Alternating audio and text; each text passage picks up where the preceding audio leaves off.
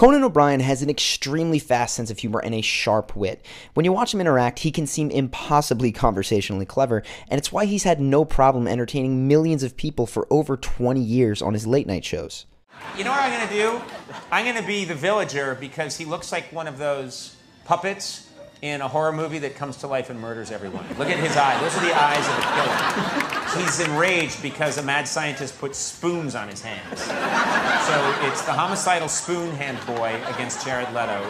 But the truth is that there are principles behind the kind of sharp wit that Conan uses so often. And while his years of comedy training have made him a master, simply understanding the principles and using them in your own life can make people find you much funnier. So let's take a look at what those principles are today. First, out of context analysis. Let's rewatch that first clip.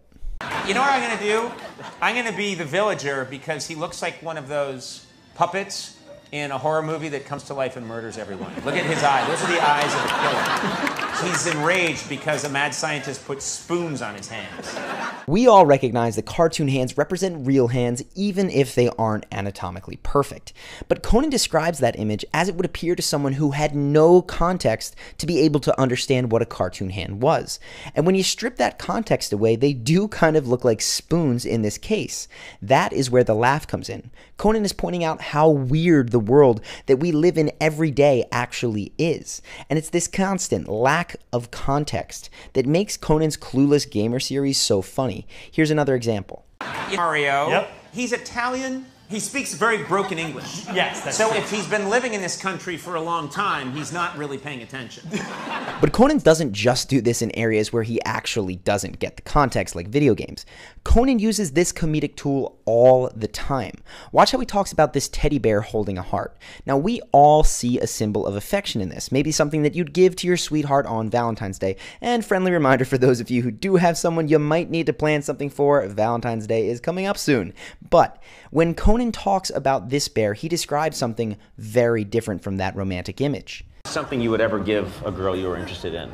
Possibly. Really? It's not as romantic as you think. This is a bear that was born with its heart outside its chest cavity. Look, the bear's like, kill me. Kill me. I want to die. My heart's outside my chest. Again, the humor comes from applying a different context to a normal object. The same thing occurs in this next clip. Most of us are going to look and see a podium for a college speaker. And it's interesting because, yes, it's a tree trunk, but it's otherwise not really worth commenting on. We get it. But strip away what you think it should be, that it is a podium. Imagine a different context, and you get all kinds of different jokes. Insecurity is so great, Dartmouth, that you don't even think you deserve a real podium.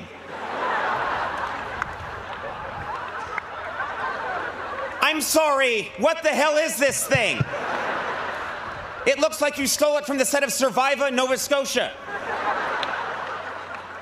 Seriously, it looks like something a bear would use at an AA meeting.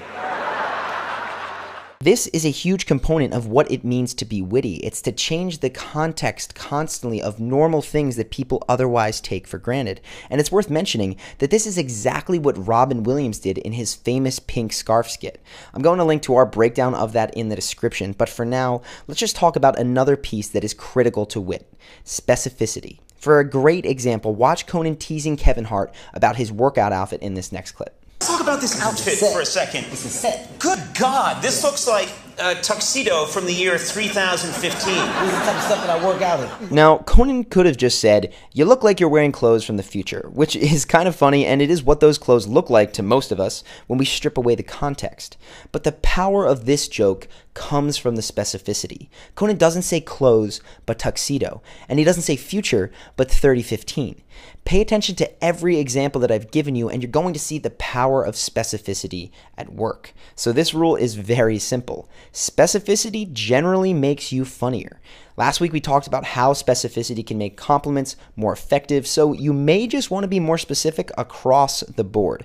No need to belabor this point, it's pretty straightforward. So let's move on to the last idea in this video, which is doubling down. That's when you follow up on a joke until people laugh, basically. Here's a great example. Where do you get your haircut, Conan? This isn't real. This is scientists work on this. This is a high-density polymer that NASA invented. Hair is for wimps.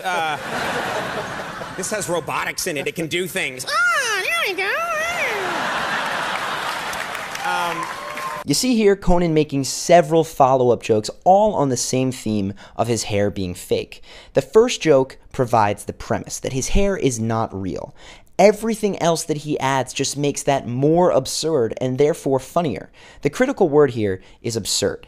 Ideally, each add-on joke takes the original to a more extreme place. That is the power of doubling down. And here's another example. The premise of this next joke is that Nintendo's designers are on acid. Now, he takes it to more absurd places, even adding in weird noises until he gets his big laugh. A scarf. He's like a kind of like a frog. He uses water swords. So everyone at Nintendo is on acid.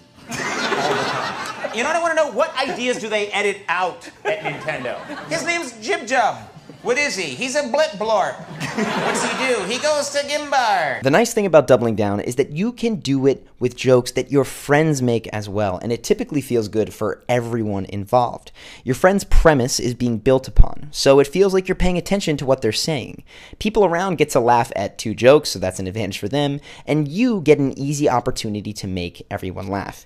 In fact, if you do pay attention to close groups of friends, they'll often ping-pong back and forth, adding more and more absurdity to one another's premises till they have everyone cracking up, themselves including. So doubling down is an absolutely critical piece of being funny, maybe not so much of wit, but absolutely worth adding to your repertoire if you haven't already. So those are the three main pieces from Conan O'Brien that can help you to develop his wit. They are, first, recontextualizing everyday things. Second, being specific in all of your jokes. Third, doubling down by making original joke premises more and more absurd. Also, I put together a humor playlist of breakdowns in the description if you want to check it out. Obviously, there is so much to comedy, and I've only scratched the surface here in this video, but that playlist should give you a really solid framework of how to be the funniest person in your friend group. And if you did like these ideas and you're curious about more powerful frameworks to be more charismatic and captivating, I put together a video explaining the 4 emotions that lead to an amazing first impression.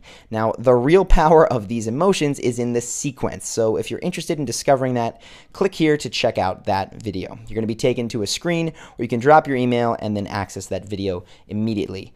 If you do want more videos like this, be sure to subscribe to this channel. I release a new video every single week, and the goal is always to help you take your charisma to the next level. So if you want to make sure that you never miss one, hit that subscribe button and also the little bell icon so that we show up on your YouTube homepage. Or don't, honestly, it's just if you feel like seeing more of our videos, so totally your call.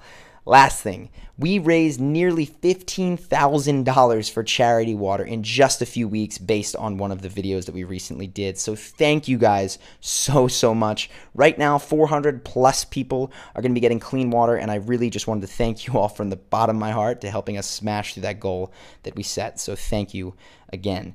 If you have any questions or video topics, of course, feel free to write me in the comments. I always read those. I hope that you have an amazing day. Hope that you've enjoyed this video, and I'll see you in the next one.